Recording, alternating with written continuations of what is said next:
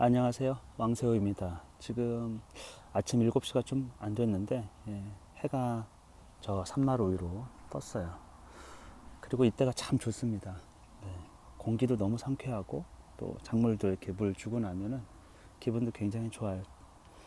그리고 얘들도 식물들도 이렇게 아침 해를 받으면서 상쾌한 기분이 드는지 하여튼 그런 게 느껴지거든요. 낮이 되면은 이제 입이 축 처지고 힘든 게 보이거든요. 근데 아침에는 쌩쌩합니다. 파릇파릇하고 쌩쌩하고. 여기 오이가 꽃을 피우고 많이 자랐어요. 오이가. 오이 사이에 이제 토마토. 오이도 그새 이렇게 몰라보게 자라거든요. 여긴 더 컸네요. 루꼴라 중간에 심어놓고. 농사 이런 거 보면은 질병이 올까봐 약을 다 치죠. 토양 소독을 다 합니다. 뭐 유기물 같은 것도 넣어주지 않아요. 병이 온다고 생각해가지고. 그리고 이제 비료 주죠. 비료 주고 비닐 멀칭하고 이러면서 벌레에 의한 상처 이런 것도 용납을 하지 않는 거죠. 왜냐하면 소비자들이 그런 걸 선택하지 않기 때문에 농부들은 품질 좋은 등급이 어느 정도 나와야 되는 농산물을 만들어야 되니까 흠결 없는 농작물을 이제 만들려고 하는 거죠. 근데 그게 우리 몸에 좋은가 하면 사실 그렇진 않거든요. 특히나 이제 작물에게는 좋지 않죠. 작물에게는 좋은 환경에서 좋은 토양에서 다른 식물들과 소통하면서 또 신선한 공기를 마시면서 이렇게 사는 게 좋겠죠. 아무래도 저도 기분이 좋은데 제가 뭐 하우스 재배지나 이런 데 가면 글쎄 스트레스를 받을 수밖에 없는 환경이죠. 똑같은 작물들이 그냥 양분 줘서 그러니까 케이지에 키우는 닭이나 밭에 있는 식물이나 뭐가 다르겠습니까? 저는 이제 학교도 아이들이 좀 갑갑하죠. 공간 자체가 제 방이 있어요. 제 방에 저 혼자 있지 않습니까? 근데 교실은 밀집도가 제가 볼 때 가장 높은 공간 중에 하나예요. 직사각형 또는 정사각형 모양의 아이들이 많이 있기 때문에 그리고 늘 통제를 받지 않습니까? 본성하고는 좀 거리가 있죠. 근데 그런 게 뭐 사회생활을 하려고 하면 어쩔 수 없이 익혀야 되는 것들이에요. 그걸 제가 뭐 부정하는 건 아닙니다만 본성하고 좀 먼 것도 있다. 사실 농사를 지으면서는 요즘에는 이 작물 이파리 보세요. 싱싱하게. 작물이 스스로 어떤 생각을 하고 어떤 감정이 있고 이런 거 생각 안 하거든요. 할 수가 없죠, 사실은. 너무 많기도 하고 그렇게 소통해 가면서 뭐 약을 친다는 건 말이 안 되잖아요.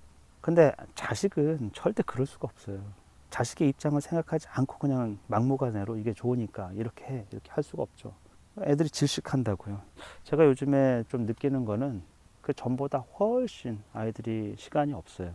학원 다니는 수도 훨씬 더 많고 힘들어해요. 공부량이 상당히 더 자꾸 많아지는 거예요. 초등 때부터. 왜 그런 현상들이 있을까? 그게 뭐 관행이라고 하는 거죠. 주변에서 다 그렇게 시키니까 안 시키면 불안하고. 그 불안이요. 아이들에게 전염돼 가지고 아이들도 공부 안 하면 불안해요. 막 진짜 불안해 합니다. 이유도 없이 불안해요. 우리 삶이 다 그런 방식으로 불안을 먹고 사는지 불안하지 않으면 동기가 없나? 공부하는 동기가 안 생기나요? 근데 이 불안에 대한 동기는 가장 원초적이고 그게 계속 지속적으로 우리 삶을 지배하면 그 생명이 온전하게 커갈 수 있겠습니까? 바른 방향으로. 이게 일상이에요, 일상. 이 불안이. 부모로부터 아이들이 받는 것이고 사회로부터 받는 것이고 제가 이런 작물을 키우면서도 이 녀석하고 대화를 하듯이 행복한지 잘 자라는지 보거든요. 또 그렇다고 해서 벌레가 있다고 벌레를 막 잡아주고 죽이고 이러진 않습니다. 이 생태계 안에서 조화롭게 잘 커보라고 냅두는 편이죠. 제가 여기는 제 텃밭이기도 하고 그러니까 여기는 생태가 완전히 복원돼서 정말 식물들, 곤충들 이런 것들의 어떤 천국이 되었으면 좋겠어요. 그런 바람이죠. 그래서 미생물제 좀 주고 약이라든지 화학적 어떤 처리를 전혀 하지 않는 그런 상태로 만들고 있어요. 그래서 새들도 많이 놀러 오고 곤충도 많이 놀러 오고 뭔가 이런 공간에 있으면 힐링이 되거든요. 농약 지구 뭐 그런 데하고 다르지 않습니까? 그런데 꽃도 해놓고 여기 고추가 이제 자랐어요. 아유 엄청 많이 자랐네. 금방. 여기도 보면 달팽이들이 이렇게 그렇죠? 달팽이들이 있고 완두콩도 다 이제 몇 번을 따먹었는데 풀하고 같이 크면서 아주 건강하게 잘 자라고 있습니다. 아이들에게 그렇게 불안한 환경을 왜 주는 거죠 도대체? 행복하고 살만한 세상으로 좀 만들어 줘야 되는 거 아니겠습니까? 그래서 제가 그 얘기를 아들하고 좀 나눠봤어요. 너는 초등학교 뭐 중학교에서 불안했니? 그랬더니 뭐 불안이라는 게 있을 수가 없죠. 늘 일상을 그냥 즐겼기 때문에 잠자리 잡으러 다니고 뭐 좋아하는 거 하고 이랬기 때문에, 그러다가 이제 고등 연령이 되면서 공부하기 어느 정도 했고, 그리고 이제 사회 진출을 앞두고 있으니까 이제 걱정이 되는 거, 이제서 걱정이 되는 거죠. 저는 이게 굉장히 자연스럽다고 생각해요. 그걸 이제 극복할 수 있기를 바라는 것이죠. 내년이면 만 18이거든요. 성인이 됐다고 생각하고 저도 이제 터치를 안 하려고 합니다. 아들에게는. 지금이 마지막 해고, 그래서 이런저런 얘기를 이제 산책도 많이 다니면서 하고 있는데, 고추가 여기는 많이 달렸네요. 네. 고추도 이제 따먹을 수 있겠습니다. 나름 열심히 합니다. 예. 그냥 자유롭게 커서 불안감 없이 공부 안 한다고. 그렇게 커가지고 20살이 되면 무슨 차이가 있을까요? 불안해서 하는 애들하고, 아니면 좀 행복하게 크면서 이제 나름 공부를 해보겠다고 바둥바둥 거리는 아이하고. 저는 우리 아들 뭐 홈스쿨 시키고 또 원하는 것 좀 하게 하고 유년 시절을 행복하게 보내게 했던 게 후회가 하나도 없어요. 그리고 그 아이가 점점 더 넓은 세상으로 나가고 싶어 해요. 해외로 가고 싶어 하고. 그래서 그런 것도 어떻게 보면 이제 부모가 준 가치죠. 왜 이 좁은 세상에서 이런 제도 아래에서 바둥바둥거리고 살 필요가 없다. 세상은 넓고 너가 나중에 공부하고 싶을 때 해도 아무 문제가 없다. 그것에 대한 이제 영향을 아이는 받은 거죠. 그래서 뭐 수능 공부를 한다거나 그러지는 않습니다. 그 대신에 코딩하고 이제 인공지능 그런 쪽에 공부하고, 아이가 어렸을 때부터 좋아했던 곤충 이런 것들을 좀 나중에 연구를 좀 하면, 인공지능을 하면서 그런 거 연구하면 얼마나 좋을까, 이런 얘기를 좀 나누고 있죠. 아직 아들에게는 그냥 지금 하고 있는 인공지능에 일정 수준 이상 올라가고 싶어 해요.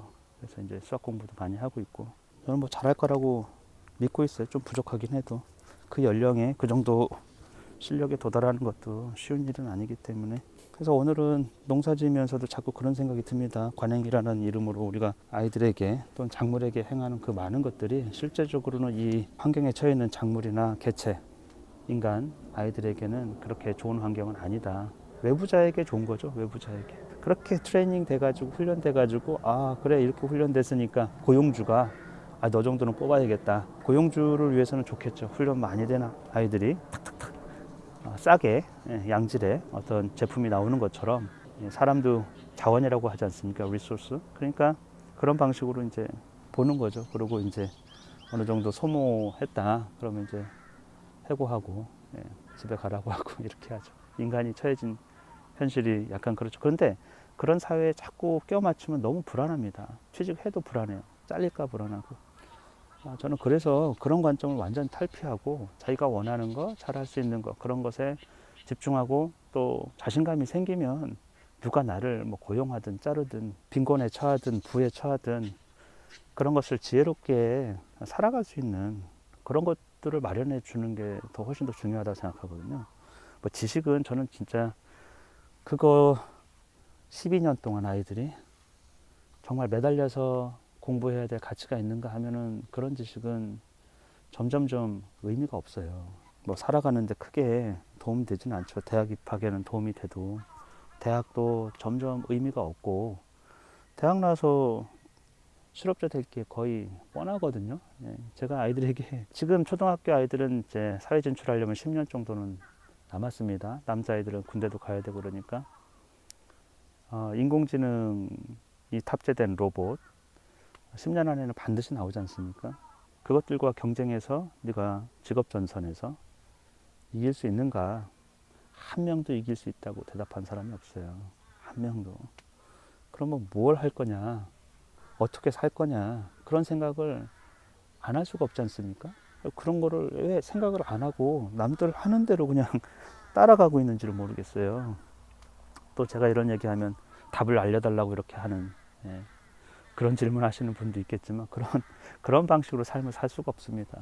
솔루션은 각자가 마련해야 되고, 또 더 좋은 건 아이 스스로 그런 생각을 하면서 자기 길을 찾을 수 있도록 도와줘야 되는 거죠. 자연 속에서 그냥 스스로 잘 자랄 수 있게끔 환경을 주면은 처음에는 노동이 조금 더 많이 들어가는 것 같아요. 근데 점점 가면 갈수록 그 자연스러움이 사람의 노동 없이도 잘 굴러가게 해주면 되거든요. 제가 농사를 짓는 방법은 이와 같고, 아이를 기를 때도 장기적인 안목에서 손을 덜 타는, 독립한 아이가 나중에 와서도 아버지 재산 주세요, 아버지 사업하려는데 뭐 주세요, 아버지 뒷장만 해주세요, 아버지 학비 많이 들었는데 대주세요, 뭐 이런 걸 당연하게 생각한다. 계속 손을 타거든요. 제가 은퇴할 때까지, 늙어 죽을 때까지 자식을 보살펴야 된다고 하면 그것만큼 끔찍한 어떤 삶이 어디 있습니까? 우리가 좋은 환경을 장기적으로 아이들에게 주자, 작물에게 주자, 이런 생각입니다. 불안해하지 말자. 그리고